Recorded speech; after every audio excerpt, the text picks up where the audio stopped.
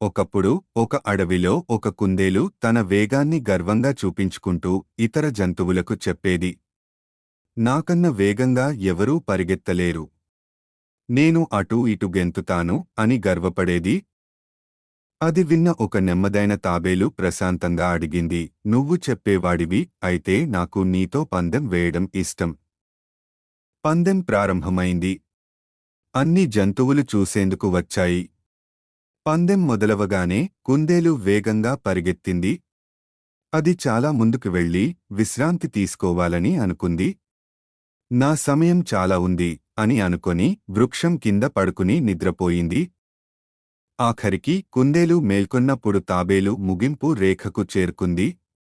కుందేలు ఎంత వేగంగా పరిగెత్తినా అప్పటికే ఆలస్యమైంది. తాబేలు పందెంను గెలిచింది. తాబేలు చిరునవ్వుతో చెప్పింది, నెమ్మదిగా కాని స్థిరంగా వెళితే గెలవచ్చు.